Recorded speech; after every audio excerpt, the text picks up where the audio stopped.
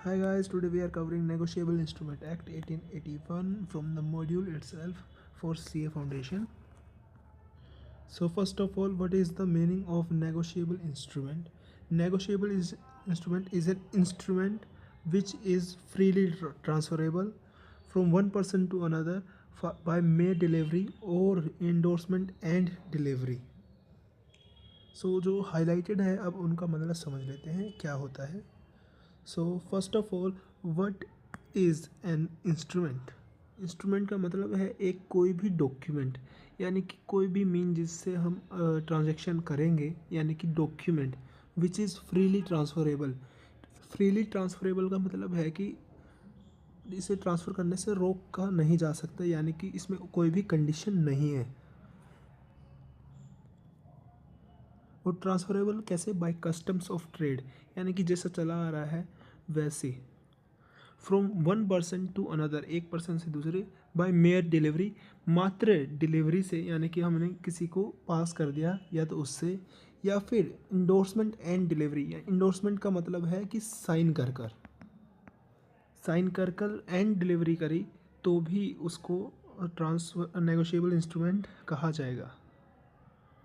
So endorsement and delivery या फिर mayor delivery से जो भी हम ट्रांसफ़र करेंगे, अब इन सारी चीज़ों को मिलाकर हम उसको कह सकते हैं कि ये एक नेगोशिएबल इंस्ट्रूमेंट है. So next is there are three kinds of negotiable instrument, that is promissory note, bill of exchange and cheque, जो कि हम आगे आगे पढ़ेंगे.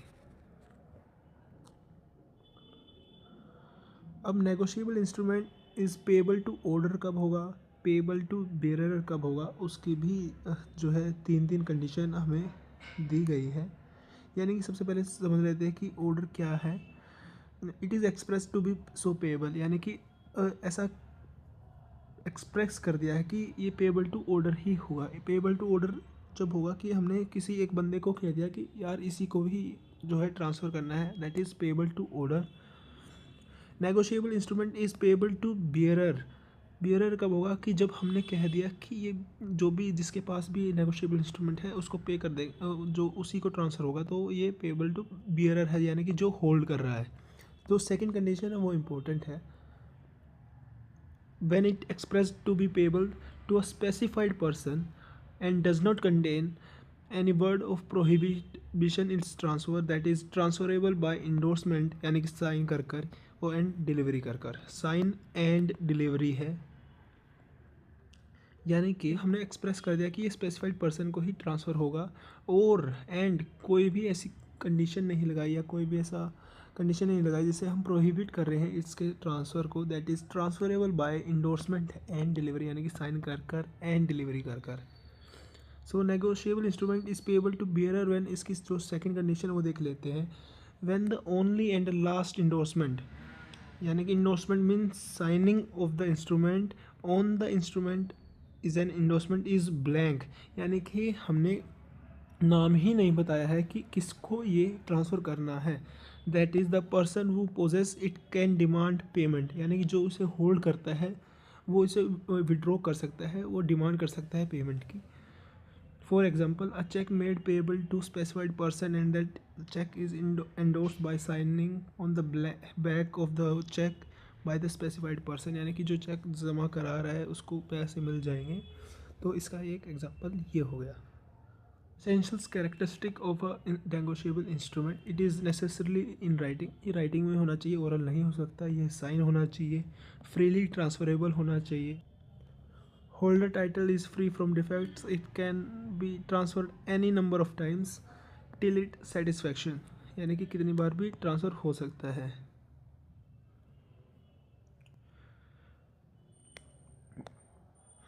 Every negotiable instrument must contain an unconditional promise or order to pay money. The promise or order to pay must consist of money only. Highlight कर लीजिए इन्हें. Some payable time of payment and pay must be certain, ये होनी ही चाहिए. Time of payment कितना पे करना है, किसको पे करना है, वो कंटेन बिल्कुल सर्टेन होना चाहिए, यानी कि उसमें कोई भी इफ बट नहीं होना चाहिए, कोई भी एम्बिगिटी नहीं होनी चाहिए इसके अंदर.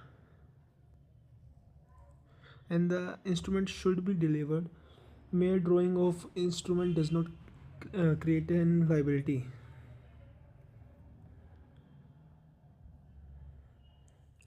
अब आते हैं what is promissory note. A promissory note is an instrument in writing containing an unconditional undertaking signed by the maker to pay a certain sum of money only to on the order of a certain person or to the bearer of the instrument. promissory note एक ऐसा instrument है writing के अंदर जो कि contain करता है unconditional undertaking signed by the maker. Signed by the maker यानी कि जिसने बनाया उसने साइन कर दिया एक अनकंडीशनल अंडरटेकिंग, यानी कि कोई भी उस पर कंडीशन नहीं लगाए कि मेकर पे करेगा एक certain sum of money to the order of a certain person, या तो किसी के कहने पर किसी दूसरे बंदे को, या फिर to the bearer of the instrument यानी कि जिसके पास वो इंस्ट्रूमेंट है उसको. वापस रिपीट करता हूँ, मेकर जो है वो पे करेगा सर्टेन सम ऑफ मनी या तो किसी बंदे के कहने पर किसी को, या फिर जो होल्ड कर रहा है इंस्ट्रूमेंट उसको. So that is called a promissory note. Essential characteristics of the promissory note writing में होगा an express of promise to pay, mere acknowledgement of debt is insufficient, यानी कि सिर्फ अगर एक्नॉलेजमेंट कर रहा है तो वो सफिशेंट नहीं है. यानी कि एक्नॉलेजमेंट मतलब यानी कि उसने मान लिया कि हाँ मुझे उसे पैसे देने हैं, वो एक प्रोमिसरी नोट नहीं माना जाएगा. Promise to pay a should be definite and unconditional, यानी कि वो होना भी चाहिए डेफिनाइट पीरियड के लिए होना चाहिए, यानी कि वो सर्टेन होना चाहिए, और अनकंडीशनल होना चाहिए. यानी कि वो इंस्ट्रूमेंट जो पेबल है ऑन परफॉर्मेंस या non performance of a particular act, या फिर हैपनिंग और non happening of an event is not a promissory note. यानी कि कोई भी ऐसा इंस्ट्रूमेंट जो पेबल है ऑन परफॉर्मेंस या नॉन परफॉर्मेंस पर, यानी कि किसी काम के होने या ना होने पर, या किसी की एक्ट के या कोई इवेंट होने या ना होने पर जो डिपेंड है वो प्रोमिसरी नोट, उसको हम प्रोमिसरी नोट नहीं मानेंगे. लेकिन promise to pay a subject to a condition while according to the ordinary experience of a mankind is bound to happen, यानी कि किसी की मृत्यु पर जो पे किया जाए वो एक प्रोमिसरी नोट है, यानी कि जो ऑर्डिनरी कोर्स में होकर ही रहेगा, वो जो चीज़ डेफिनाइट है उसको हम प्रोमिसरी नोट मान लेंगे. Sign by the maker to pay a money only, pay a certain sum of money must be definite certain and different persons, और स्टैम्प भी होना चाहिए, दिस इज इम्पोर्टेंट.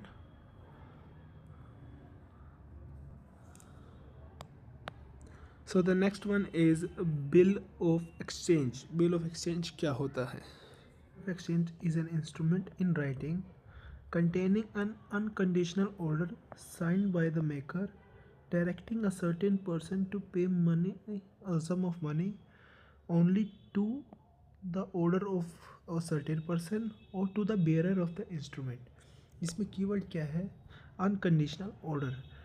वेदर जो कि बिल ऑफ प्रोमिसरी नोट में था unconditional undertaking, इसके अंदर है अनकंडीशनल ऑर्डर, यानी कि ये बंदा ऑर्डर कर रहा है. इसको एक एग्जांपल के साथ समझते हैं. ये जो था ड्रॉअर था, यानी कि मेकर था उसका बिल ऑफ एक्सचेंज का, उसने ऑर्डर दिया बी को. कि बी एक सर्टेन पर्सन को पे करे या सर्टेन पर्सन के ऑर्डर पे किसी और को पे करे सम ऑफ मनी, उसे हम कहेंगे बिल ऑफ एक्सचेंज. यानी कि ए ने ऑर्डर किया बी को कि बी तू जाके सी को पे कर, तो इसका मतलब हुआ ये है बिल ऑफ एक्सचेंज. या फिर ए ने ऑर्डर किया बी को कि बी तू सी के ऑर्डर पर किसी तीसरे बंदर को पे कर, ये होता है बिल ऑफ एक्सचेंज। दोनों ही सिनेरियो में बी ही पे कर रहा है, या तो सी को या तो सी के ऑर्डर पर डी को। So I hope that is clear. Essential characteristics of a bill of exchange writing में होना चाहिए। Express an order to pay. Order and to pay must be definite and unconditional just like promissory note. Drawer must sign the instrument. That are the basic things. Sum must be certain. Order must to pay us money only and it should be stamped. चीज़ है कि drawer ड्रॉई पे must be certain होने चाहिए, यानी कि कोई व्यक्ति होनी चाहिए। लेकिन ये ज़रूरी नहीं है कि तीनों पार्टी सेम ना हो, यानी कि सेम भी हो सकती है। यानी कि इसमें दो ही पार्टी ज़रूरी है, तीन पार्टी का होना ज़रूरी नहीं है। One can play the role of two, यानी कि जो ड्रॉवर है और पेई है वो सेम भी हो सकते हैं। नेक्स्ट आता है cheque. Cheque is a bill of exchange drawn on a specified banker not expressed to be payable otherwise than on demand, यानी कि चेक सिर्फ डिमांड पर ही जो है पेबल होगा, सिर्फ डिमांड पर ही। And it includes electronic image of a truncated cheque cheque in the electronic form. ये ज़्यादा इंपॉर्टेंट नहीं है कि चेक एक बिल ऑफ एक्सचेंज है जो कि एक बैंकर पर ही ड्रॉ होता है और उसे सिर्फ डिमांड आने पर ही पे किया जाएगा। कैरेक्टरिस्टिक्स क्या है? All the essential characteristics of bill of exchange. Bill of exchange में जो भी है वो इसके अंदर भी लागू है। Must be drawn on a specified banker, ये इंपॉर्टेंट है। पेबल ऑन डिमांड ही होगा, ये भी इंपॉर्टेंट है। सो the next is classification of negotiable instrument. इसके अंदर आता है bearer instrument, order instrument. Bearer यानी कि जो होल्ड कर रहा है, ऑर्डर यानी कि जिसके ऑर्डर पर हमें जिसको पे करना है, वो वाला इंस्ट्रूमेंट। सो नेक्स्ट आता है इनलैंड इंस्ट्रूमेंट, यानी कि जो इंस्ट्रूमेंट इंडिया में बना हो और जो ड्रॉन हुआ हो किसी पर्सन रेजिडेंट इन इंडिया पर, shall be deemed an inland instrument. Inland instrument यानी कि ध्यान देना कि जो प्लेस है वो इंडिया ही होना चाहिए, यानी कि ये तीनों चीज़ें promissory note, bill of exchange और चेक ड्रॉन इन इंडिया ही होनी चाहिए, कंपल्सरी कंडीशन है। Resident of person on home instrument is drawn, यानी कि किस पर ड्रॉन किए गए हैं वो पेबल इन इंडिया हो, या फिर जो पर्सन है वो रेजिडेंट ऑफ इंडिया हो, or inland instrument. Foreign instrument वो जो कि इनलैंड इंस्ट्रूमेंट नहीं है, यानी कि ये कोई भी कंडीशन पूरी नहीं करते ये वाली। यानी कि सबसे पहली कंडीशन देख लेना, ये ड्रोन आउटसाइड इंडिया होंगे तो वो एक फॉरेन इंस्ट्रूमेंट माने जाएंगे।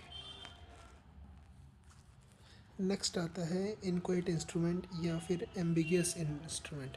इनक्वाइट इंस्ट्रूमेंट यानी कि जो इनकम्प्लीट है इन सर्टेन रिस्पेक्ट, यानी कि या तो उस पर साइन नहीं हुआ, या कुछ डेट वगैरह या अमाउंट वगैरह ब्लैंक है, लिखी नहीं है, तो यानी कि जो इनकम्प्लीट है इन सर्टेन रिस्पेक्ट्स में, तो उसे इनक्वाइट इंस्ट्रूमेंट कहेंगे।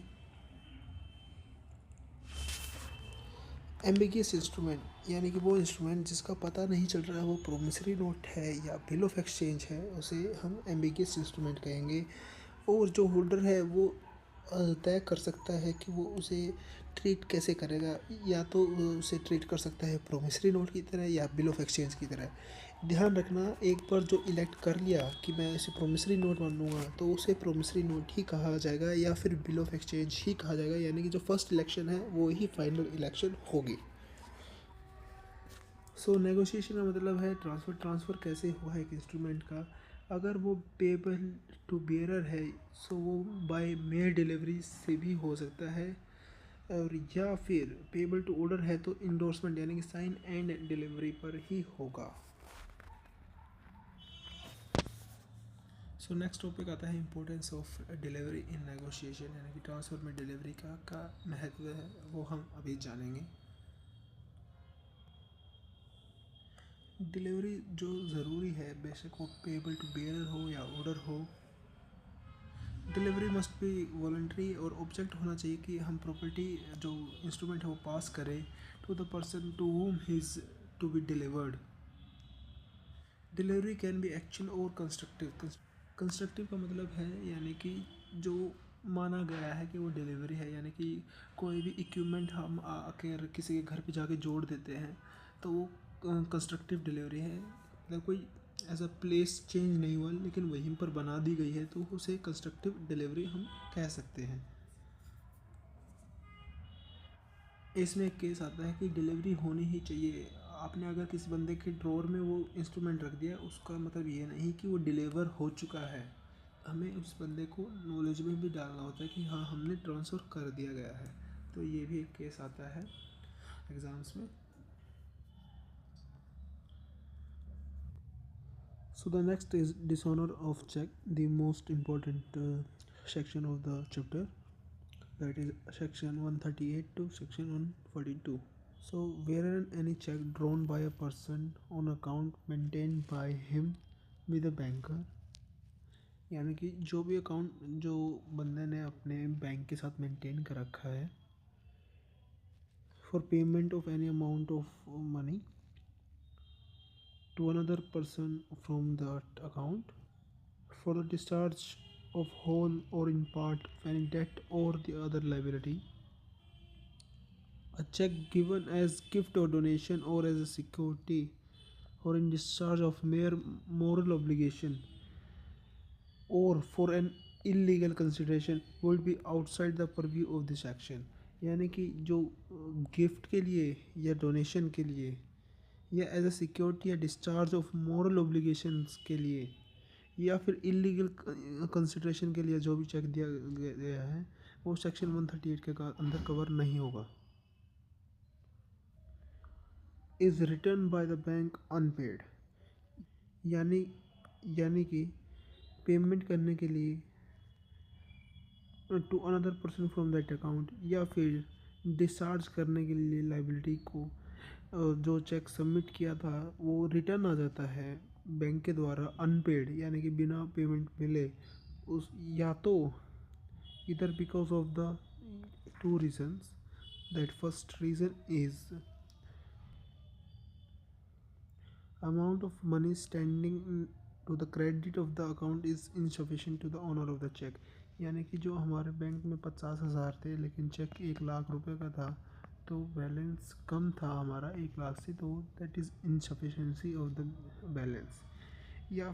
या फिर that exceeds the amount of arrange to be paid from the account by an agreement made with the bank, यानी जो ओवरड्राफ्ट है और जो उसके क्रेडिट में पड़े हैं वो दोनों ही मिलकर भी उस चेक के अमाउंट को वो फुलफ़िल नहीं कर पा रहे तो उसे हम डिसऑनर मान लिया जाता है। Such person deemed to have committed an offence and shall be punished with the imprisonment of a term which may extend to 2 years and with the fine may extend to twice the amount of the check or both. In short जिसने भी bank के अंदर check submit किया वो अगर पैसे उसको नहीं मिलते हैं चेक से तो उसे हम डिसऑनर मान लिया जाता है और इसकी सज़ा है कि 2 साल तक की जेल या दुगना जुर्माना उस अमाउंट का जितना चेक में लिखा था उतना, या फिर दोनों ही मिल सकते हैं। So the next section is 139, presumption in favour of the holder, यानी कि कुछ हम अजम्पशन मानते हैं होल्डर के फेवर में। वो क्या है? जो भी चेक डिसऑनर हुआ है it shall be presumed unless contrary is proved, यानी कि जब तक कुछ और साबित नहीं हो जाता, that cheque received in the nature refer to the section 138, यानी कि जो ये नेचर है जो मतलब गिफ्ट और डोनेशन के लिए नहीं था, डिस्चार्ज ऑफ मॉरल ऑब्लिगेशन के लिए नहीं था, यानी कि जो ये नेचर प्रिस्क्राइब कर रखे हैं उनमें से नहीं था और इन सब चीज़ों के लिए था, जैसे कि पेमेंट के लिए था, डिस्चार्ज ऑफ लाइबिलिटी के लिए था। इसका मतलब ये है यानी कि जो नेचर सब स्पेसिफाई किया है सेक्शन 138 में वो उसी के लिए था cheque. Presumption prescribed is rebuttable presumption, यानी कि अगर जो होल्डर है चाहे तो दूसरी चीज़ें प्रूव कर सकता है, यानी कि provision clearly provides that the person issuing the cheque is at liberty to prove contrary.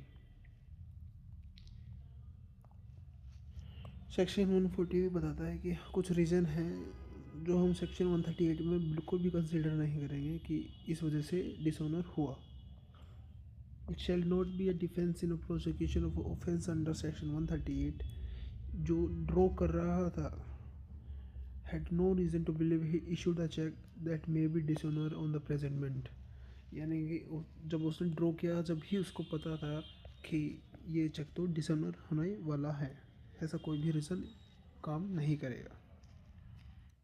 So the next topic is presentment of instrument, यानी कि इंस्ट्रूमेंट को प्रेजेंट कैसे करना है या कब प्रेजेंट माना जाएगा। तो ये टॉपिक काफ़ी बड़ा है और इतना इम्पोर्टेंट नहीं है, मैंने हाईलाइट कर दिया है जो जो इम्पोर्टेंट है, तो वो हम पढ़ लेंगे। बिल ऑफ एक्सचेंज जब एक्सेप्ट किया जाएगा, जब वो पहली बार दिखा दिया जाएगा, प्रेजेंट कर दिया जाएगा to the drawing. Presentment of promissory note for sight at certain period after sight must be presented to the maker, यानी कुछ समय बाद मेकर को प्रेजेंट कर देना चाहिए प्रोमिसरी नोट। होल्डर को कम से कम 48 घंटों का समय दिया जाना चाहिए कि उसको बिल ऑफ एक्सचेंज प्रेजेंट करने के बाद एक्सेप्ट करना भी है या नहीं। Promissory note bill of exchange cheque हमेशा प्रेजेंट कर दिए जाने चाहिए पेमेंट के लिए। उसकी एक एक्सेप्शन है, where a promissory note is payable on demand and is not payable at a specified place, no presentment is necessary in order to charge the maker there of.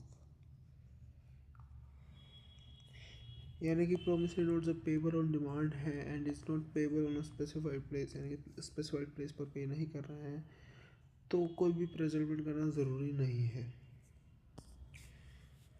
Usual hours of business में present करना चाहिए। और ये थोड़ा important है, presentment of for payment of promissory note payable by instalments, यानी कि installments में जब हम पे कर रहे होंगे तब क्या करना है, तब हमें on the third day after the date fixed for payment on each instalment हमें प्रेजेंट करना, जो स्पेसिफाई किया गया प्लेस उसी पर ही प्रेजेंट करना चाहिए, ना कि किसी और प्लेस पर। जब बनाने वाले का प्लेस या प्लेस ऑफ बिजनेस और रेजिडेंस क्लियर नहीं हो, तो जहाँ मिल जाए वहाँ पर प्रेजेंट कर देना है। प्रेजेंटमेंट में डिले हुआ तो ऐसे कौन से केसेस हो सकते हैं। Delay in presentment for acceptance is excused if the delay is caused by circumstances beyond the control of holder, not imputable to his default misconduct और नेग्लिजेंस, यानी कि उसके कंट्रोल से बाहर था और उसने कोई भी डिफ़ॉल्ट यानी मिसकंडक्ट या नेग्लिजेंस नहीं किया हो। प्रेजेंटमेंट करने की ज़रूरत कब कब नहीं है। सो पहले आता है व्हेन मेकर ड्रॉ और acceptor intentionally prevents presentment of the instrument, यानी कि वो खुद जानबूझकर इंटेंशनली मतलब बचा रहे हैं प्रेजेंटमेंट ऑफ इंस्ट्रूमेंट, यानी कि प्रेजेंट होने ही नहीं दे रहे हैं।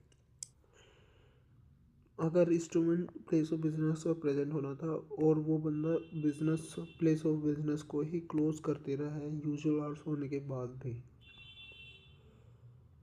अगर स्पेसिफाइड प्लेस पर अटेंड करने के लिए ना तो वो खुद ना उसका कोई और रिप्रेजेंटेटिव आता है, तो भी हमें उसे प्रेजेंट करने की ज़रूरत नहीं है इंस्ट्रूमेंट को।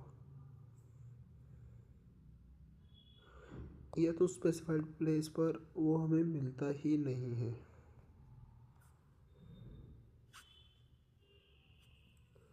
As against any party if after maturity with knowledge of the instrument has not been presented, यानी कि अगर बंदा पार्ट पेमेंट कर दे रहा है on the due date of instrument, पहले ही मतलब करने से, और प्रोमिस टू पे होल और इन पार्ट, यानी प्रोमिस कर दे रहा है प्रेजेंट, या वो वेव हिज राइट कर दे रहा है, यानी कि खुद मना कर दे रहा है कि वो कोई एडवांटेज नहीं लेगा प्रेजेंट डिफ़ॉल्ट हुआ अगर प्रेजेंट फंड पर, तो या फिर ड्रॉअर कोई भी डैमेज सफ़र नहीं करता है नॉन प्रेजेंटमेंट से। Liability of a banker for negligently dealing with bill presented for payment, यानी कि बैंकर की क्या लाइबिलिटी होगी अगर उसने कुछ नेग्लिजेंटली डील किया फॉर जो भी बिल प्रेजेंट किया गया। Bill of exchange accepted payable at a specified banker has been duly presented for payment and dishonored if the banker so negligently or improperly or deliver back cause loss to the holder, he must compensate the holder। यानी कि bank वाले की गलती से कोई भी अगर check dishonour वगैरह हो जाता है तो वो उसे खुद कंपनसेट करेगा। The next is rule of compensation, मतलब कंपनसेशन कैसे होगा, उसके क्या क्या रूल्स हैं। In case of dishonour of a promissory note, bill of exchange और चेक, हमें ये जो है कंपनसेशन मिल सकते हैं। यानी कि जो होल्डर होगा, जो अमाउंट के लिए एंटाइटल होगा, उसे यानी सिर्फ अमाउंट नहीं, जो भी एक्सपेंस उसके लगे प्रेजेंट करने में, नोटिंग करने में या प्रोटेस्टिंग करने में, वो भी मिलेंगे। या फिर अगर बंदा दूसरी कंट्री में रहता है और लेट डिले होने का कारण अगर कुछ करंट रेट में एक्सचेंज में जो कि डिफरेंस आ जाता है उसके कारण उसको लॉस होता है, वो भी उसे कंपनसेट करना। जो भी डिले हो उस पर 18% का इंटरेस्ट भी उसे मिलेगा। ये अब सेम ही बात कही गई है, रेट ऑफ एक्सचेंज में डिफरेंस होगा। अगर पार्टी जो है नया बिल रेज कर देती है पुराने बिल की जगह और पुराना बिल भी डिसऑनर हो जाता है तो उसके लिए भी सेम इज़ लायबल, यानी कि जो रूल ऑफ कंपनसेशन उस बिल के लिए थे वो इस सेम बिल के लिए भी हो जाएंगे।